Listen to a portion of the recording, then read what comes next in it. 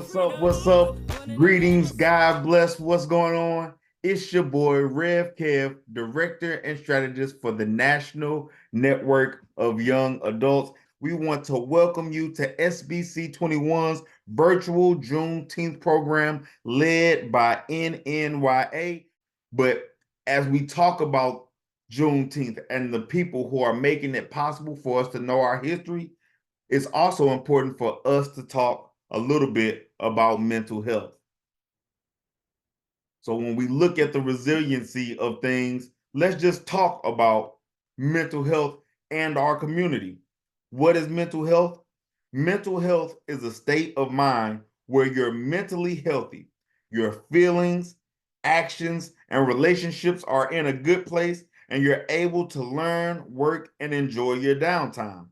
This doesn't mean that things will always be a jubilee. You can have good mental health and still have stress and sadness from time to time. But when you're mentally healthy, you're able to cope with the ups and downs of life and adapt to the changes a little bit easier. But mental health isn't just one aspect. There are several things that make up our mental wellness. For example, we have our emotional wellness. We have financial wellness. We have social wellness.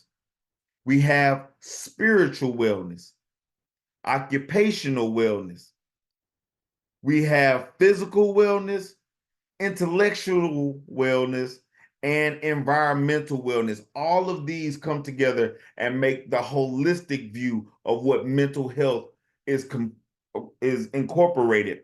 And so, what is affecting you in your life? When you think about Juneteenth, how does it make you feel? And how had Juneteenth maybe affected you socially, emotionally, spiritually? What environment are you most comfortable in celebrating Juneteenth? Does your worship space or does your workspace create a culture where we are comfortable enough to even celebrate the diversity of heritage which might be before us? So it's always important for us to recognize our mental health and the environments that we're creating for mental health and wellness.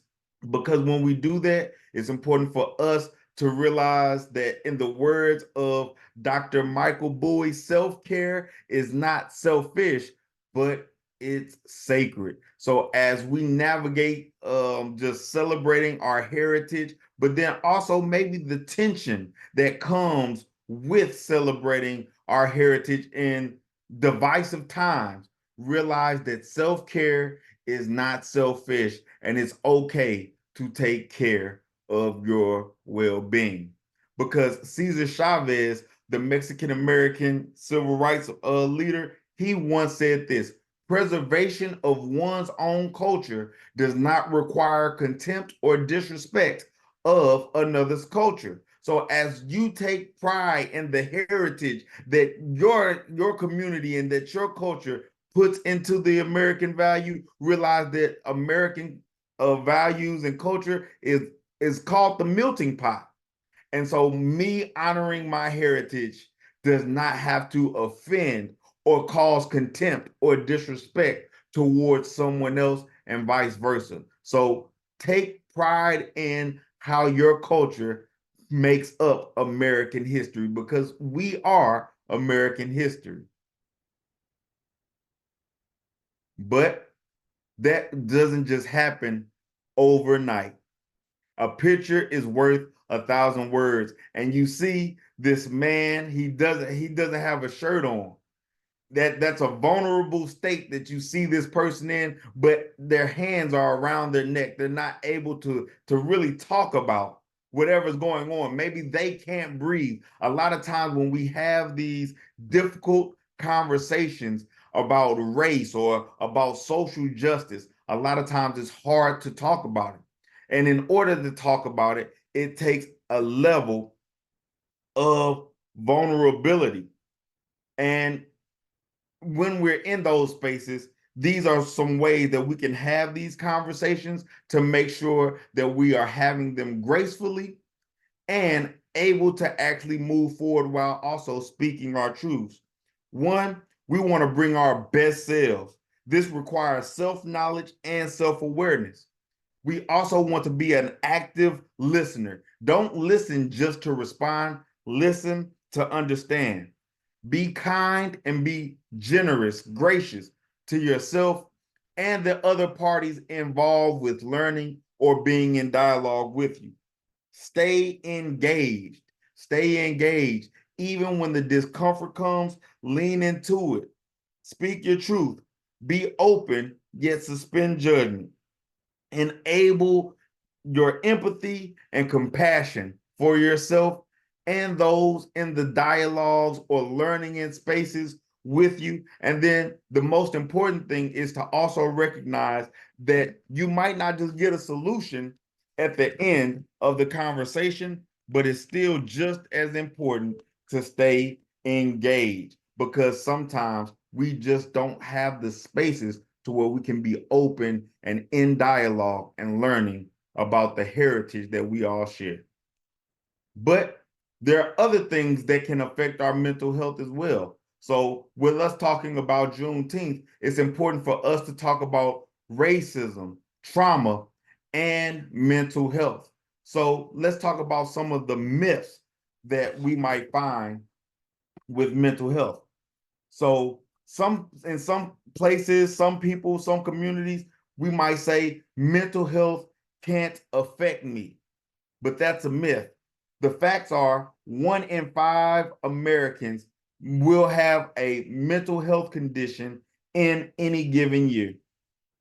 And then you have 1 in 6 young people in America experiencing major depression. So there's some myths around there that we just have to confront. The other is mental issues or mental health. Dealing with it makes you weak or less faithful. It's important that we put it out here on this platform and even in the pulpit that it is okay to talk to God and your counselor, to go to church and the therapist couch. You are not weak for using the resources that God has placed within you, around you, and in your community. So please receive the support that you might find that you need or that someone in your congregation might need assistance with. And then the other thing is children can't experience mental health concerns.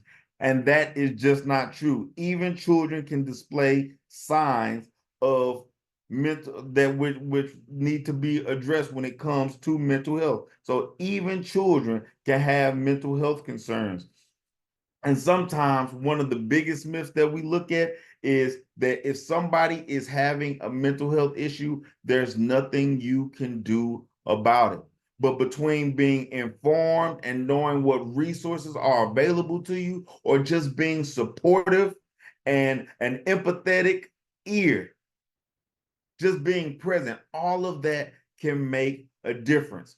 Then we also look at the systematic oppression that might affect one's mental health. So how we show up sometimes has been regulated by laws or policies saying that you are in this space, but your culture is not welcome, from your hair to your clothing to various things. And so sometimes we find ourselves just like the man in the picture saying, am I actually welcome in this space? Because there have been many times laws that have intended to just disenfranchise us. And so we have to be able to deal with and acknowledge the systematic oppression to bring justice and restoration. And then what can we do? We can find the resources, not just resources for just any therapist, but sometimes we need therapists and resources that are in context with our culture, so that the understanding, some of the nuances are understood and things can be properly understood, diagnosed, and addressed. So wherever you are, whether it's in your family, whether it's personally, whether it's at your workplace, or even in your congregation, what kind of culture does this promote? How are you addressing the racism, the trauma, the mental health, and providing a space for healing, especially during this Juneteenth?